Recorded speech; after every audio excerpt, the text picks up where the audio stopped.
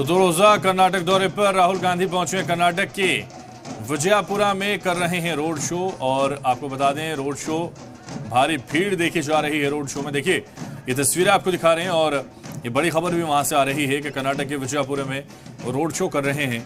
बड़ी तादाद में रैली में लोग मौजूद हैं राहुल गांधी की, और बड़ी तादाद में लोग पहुंच रहे हैं। और ये तस्वीरें भी आपको दिखा रहे हैं। 2 रोजा कर्नाटक दौरे में वो नजर आ रहे हैं। तो ये आप देख सकते हैं कि किस तरह से रोड शो राहुल गांधी कर रहे हैं, और रोड शो में लगातार वो पहुंच रहे हैं।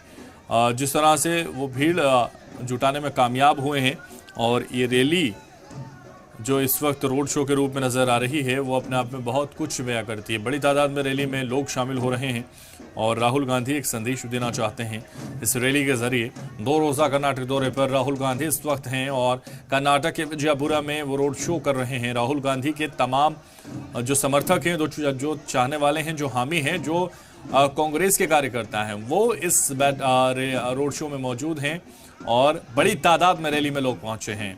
देखिए तस्वीरें, और राहुल गांधी के साथ साथ देखिए बड़ा हुजूम रैली में मौजूद है, रोड शो में मौजूद है।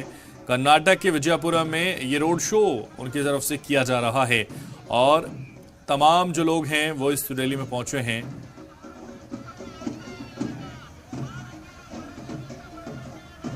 तो बड़ी तादाद में रैली में लोग मौजूद हैं।